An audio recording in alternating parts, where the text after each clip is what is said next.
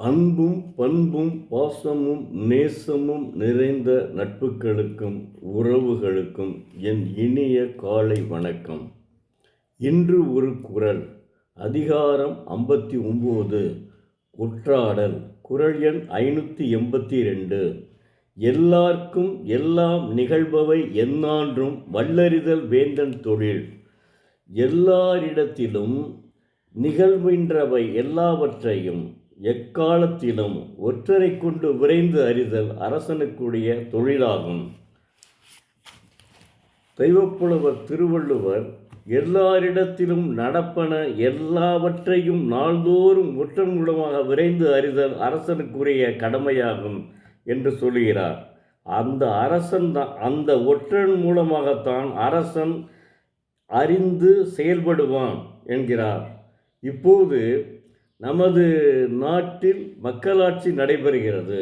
அதற்கும் ஒற்றர்கள் இருக்கிறார்கள். ஒற்றர்கள் என்றால் தூதுவர்கள். இப்போது இருப்பவர்கள் ஒற்றர்கள் கிடையாது, தூதுவர்கள். ஆங்கிலத்திலே அம்பாசிடர்ஸ் என்பார்கள்.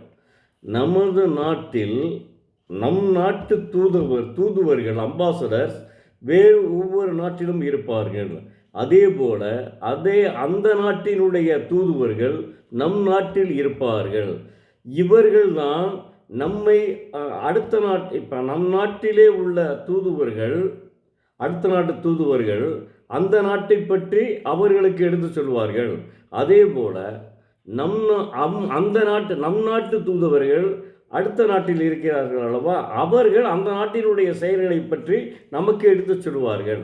தூதுவர்கள் மூலியமாக தான், அம்பாசடர்ஸ் ஆங்கிலத்தில், அவர்கள் மூலமாக தான் நமது நாடு நடைபெற்று கொண்டிருக்கிறது. அடுத்த நாட்டினுடைய செயல்களை பிரதம மந்திரியும் மாநிலங்களில் முதல் மந்திரியும் தான் பொறுப்பு. பட்டு இதில் அவர்களுடைய நடவடிக்கைகளை என்ன நடந்து கொண்டிருக்கிறது அந்த நாட்டில் என்பதை நம்முடைய தூதுவர்கள் அம்பாசடர்ஸ் மூலியமாகத்தான் நாம் நடந்து கொள்ள முடியும். தெய்வப்புலவு 2000 ஆண்டுகளுக்கு முன்பே ஒற்றர்கள் இருந்திருக்கிறார்கள் என்பதை சொல்கிறார்கள். ஒற்றர்கள் மூலமாக தான் எல்லாமே நடந்திருக்கிறது. அதனால்தான் அந்த நாட்டினுடைய அடுத்த நாடு படையெடுத்து வந்துடுவாங்கல்ல, அதை எப்படி தெரிஞ்சுக்க முடியும்? ஒற்றர்கள் மூலமாக தெரிஞ்சிருக்க முடியும் மன்னர்கள் காலத்தில். இப்போது அதற்கு பதிலாக அம்பாசடர்ஸ் இருக்கிறார்கள். நன்றாக தெரிந்து கொள்ளுங்கள். அம்பாசடர் இப்போது இருக்கிறார்கள். அரசன் காலத்தில் ஒற்றர்கள் இருந்திருக்கிறார்கள். அதுக்கு தான் ஒற்றாடல் என்று வைத்துள்ளார். எல்லாவற்றிலேயுமே தெய்வப்புலவர் திருவள்ளுவர் அறிந்து அனைத்தையுமே 1330 குறள்களையும் சொல்லுகிறார்கள்.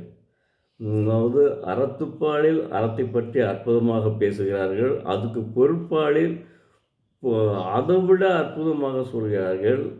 இன்னொன்று, இன்பத்துப்பாலை நினைத்து பார்த்தால், இன்பத்துப்பாலிலே அவர் பேசுவதை நினைத்தால் உண்மையானது என்பது நமக்கு எல்லாருக்குமே தெரியும். இன்பத்துப்பாலை கல்லூரியில் பாடமாக வைக்க சொல்லி கவிஞர் கண்ணதாசன் ஏற்கனவே சொல்லி இருக்கிறார். ஆனால் நாம் யாரும், அரசுகள் அதை கேட்கவில்லை.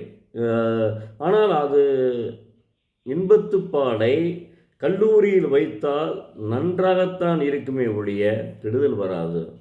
அவர் மலரினும் மெல்லிது காமம், இது இன்பத்துப்பாலில் வர்றது. மலரினும் மெல்லிது காமம் என்கிறார். காமம்னா அவர் இனிமையைத்தான் சொல்கிறார், இன்பத்தை தான் சொல்கிறார். அந்த அளவுக்கு அற்புதமாக எல்லா விஷயத்திலுமே தலையிட்டுள்ளார்.